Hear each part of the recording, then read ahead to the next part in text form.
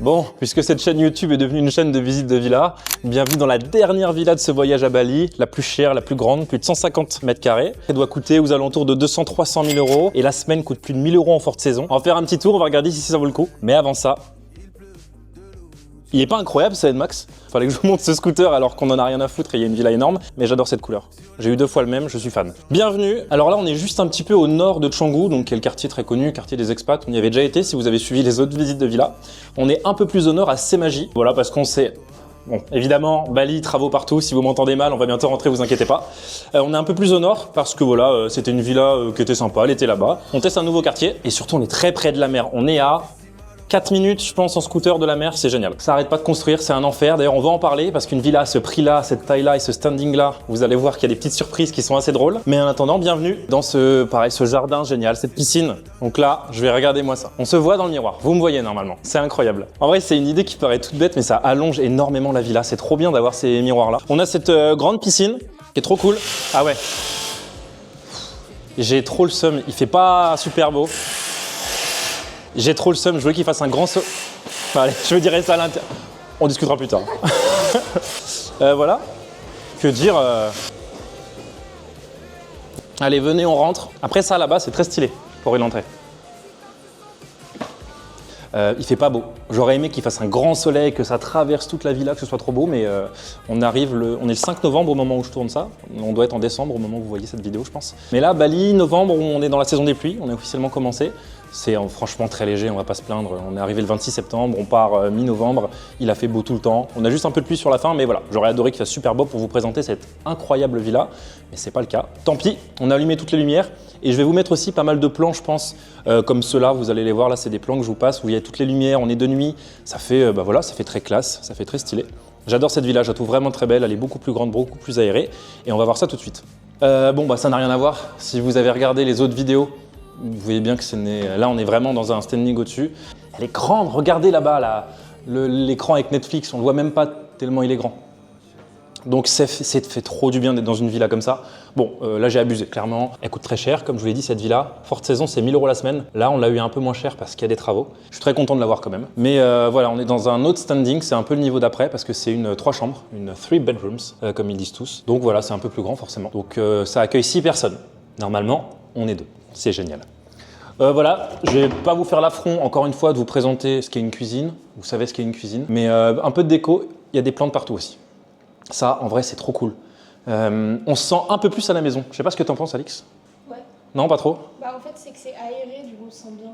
Ouais, c'est aéré, on se sent bien. Dans certaines villas où on a été, où on a même vécu, c'est un peu impersonnel ce genre de villa parce que c'est européen. Enfin, ils essayent d'européaniser le style classe de Bali. Je sais pas si c'est très clair, mais ce qui fait que c'est très blanc, très immaculé, une fleur, une déco. On se sent pas vraiment chez soi. Si on habitait ici pour le long terme, on pourrait mettre d'ailleurs plein de déco, plein de choses. Mais je trouve qu'ils ont fait un travail pas trop mal. Ça reste encore cliché, hein, vous allez le voir.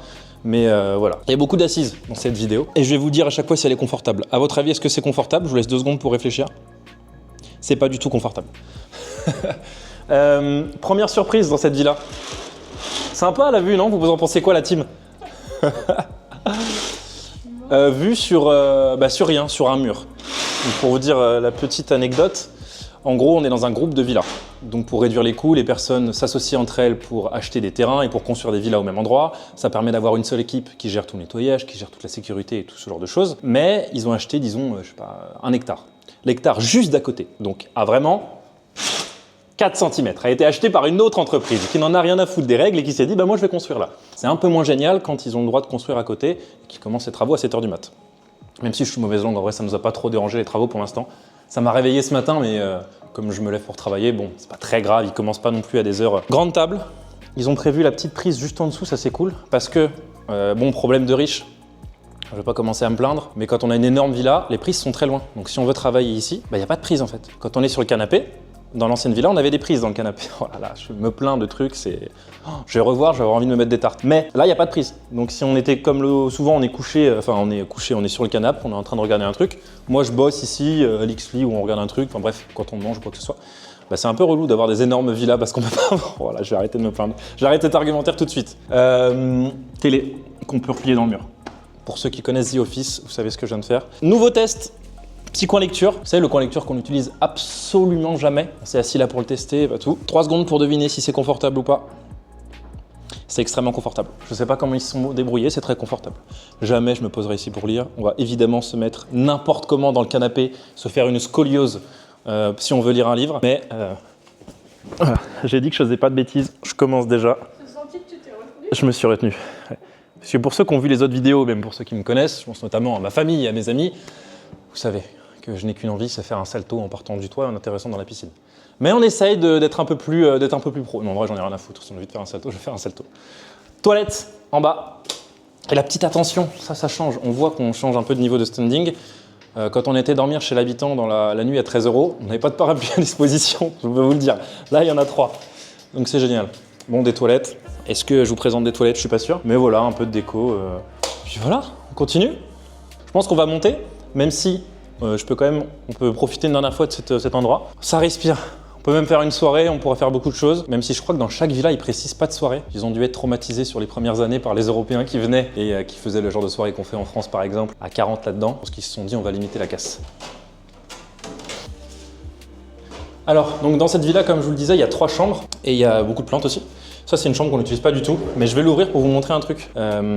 Pour vous montrer la magnifique vue. Vous allez le voir, la blague est géniale. Vous vous dites, ok, on arrive à 3 couples ou à 6 amis, je ne sais pas, chacun choisit un peu sa chambre. On choisit vite les chambres, imaginons. Puis à un moment, la personne qui a choisi cette chambre ou le couple qui a choisi cette chambre décide d'ouvrir les volets. En disant, bah nickel, on va voir la vue, putain, est-ce qu'on a la vue sur l'océan? Est-ce qu'on a la...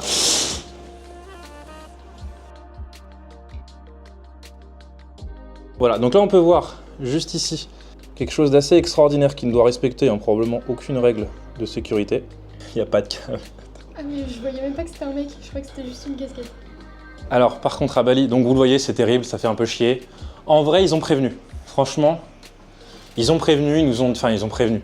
Ils ont dit, oh, il y a des projections partout. Imaginez, hein, ils ont payé cette villa les yeux de la tête, les investisseurs, les personnes qui l'ont. Bon, après, on peut pas non plus les plaindre, je pense qu'ils s'ils achètent ça, c'est qu'ils ont les moyens, mais c'est quand même un projet immobilier, c'est un projet économique, ils veulent gagner de l'argent. Imagine, il y a ça qui se construit juste derrière. C'est-à-dire que là, ils sont obligés de baisser de 30% tout leur prix pour que les gens se plaignent pas trop.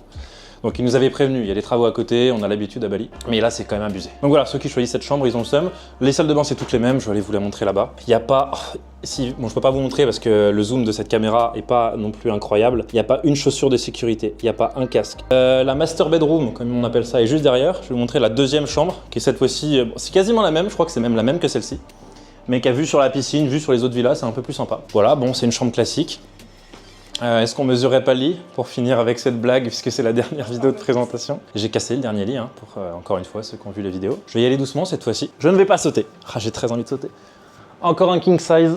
Ça mesure 180 de large pour 2,10 m de long. Quand on fait 1,65 m comme la caméraman, autant vous dire que c'est un plaisir. Bon, je dis ça même moi, en vrai, c'est trop bien, c'est génial. Pas du tout de vis-à-vis sur les autres villas, on voit tout ce qu'ils font, c'est une blague. Donc entre un petit interstice que vous voyez pas très bien, nous on a une très belle vue sur leur salon. Je crois que le vis-à-vis c'était pas non plus la plus grande préoccupation des constructions de villas, quoi. Salle de bain, bon une salle de bain franchement classique, voilà, comme d'hab, mais assez jolie, sympa.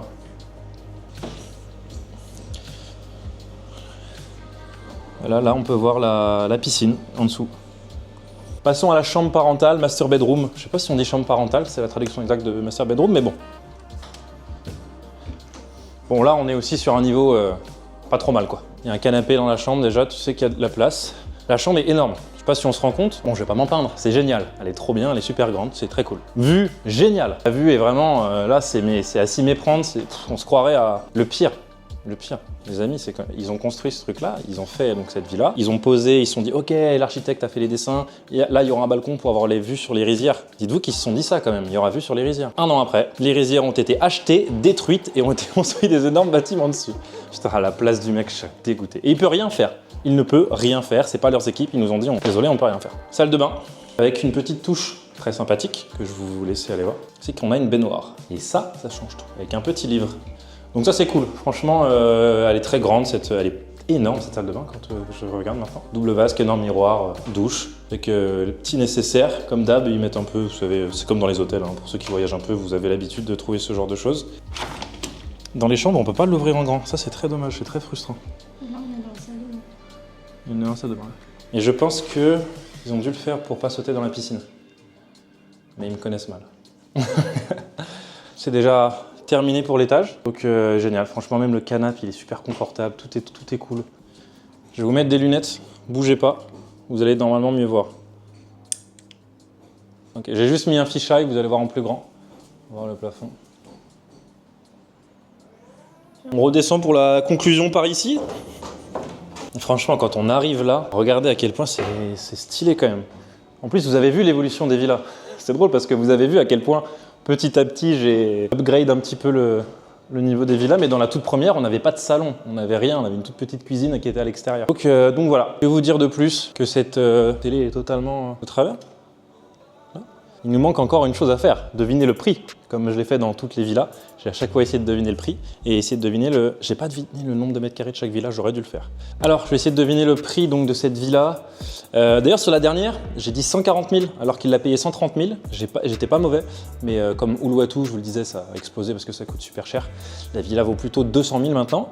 Donc, je suis assez bon sur les estimations. Chaque fois, je me trompe de pas loin. Je dis ça, je vais dire 400 000, elle va coûter 40 000. Je vais dire une connerie. Mais là, je pense que celle-ci...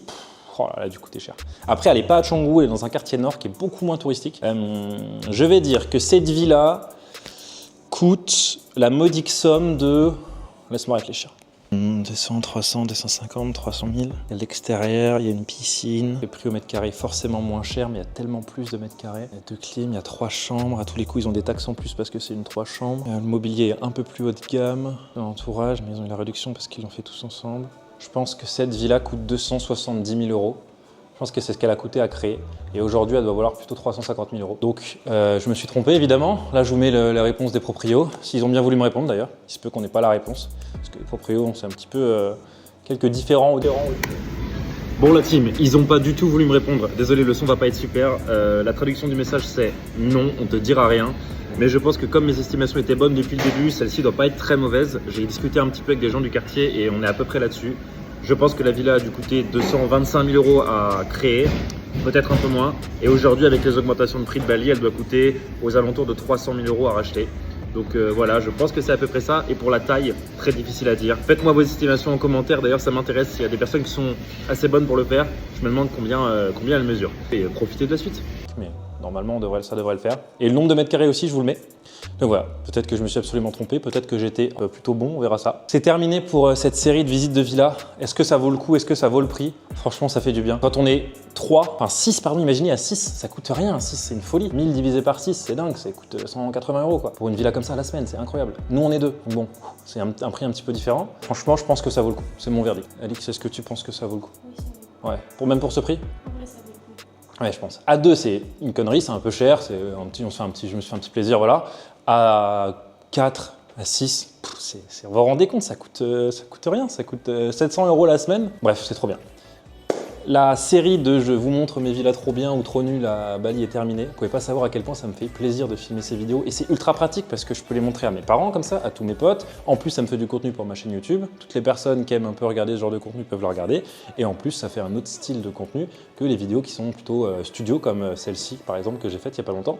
Allez la voir, elle est très bien. Assis, ce que je peux vous montrer en conclusion, c'est cet appartement-là que je suis en train de filmer maintenant. Donc là, vous voyez en voix off.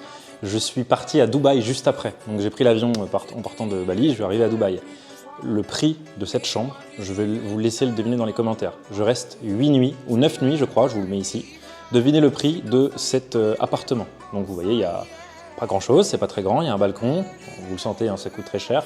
On a accès au bâtiment, on a accès à une piscine, à une salle de sport et à ce genre de choses, mais c'est à Dubaï. Donc devinez le prix de ce truc-là. Pour rappel, ici ça coûte 700 balles la semaine en basse saison, un peu plus de 1000 en haute saison. Regardez la différence, c'est abusé. Fin de vidéo, merci beaucoup d'avoir regardé ces vidéos. Vous pouvez aller voir les autres si vous adorez ça, j'en ai fait 3, donc allez voir, c'est trop cool de voir des villas. J'ai essayé de faire court sur les autres, celle-ci est un peu plus longue. Si vous voulez des vidéos plus sérieuses où je parle de marketing, où je parle de coûts d'acquisition client, de lifetime value et de tout un tas de choses sur la stratégie, sur le marketing et sur comment devenir bon ou meilleur, n'hésitez pas à regarder ma chaîne, ça me ferait trop plaisir. Et puis si jamais c'est pas votre style ou que vous n'étiez que de passage, merci d'avoir regardé cette vidéo, merci beaucoup même de m'avoir donné votre temps. On se dit peut-être à la prochaine. Salut!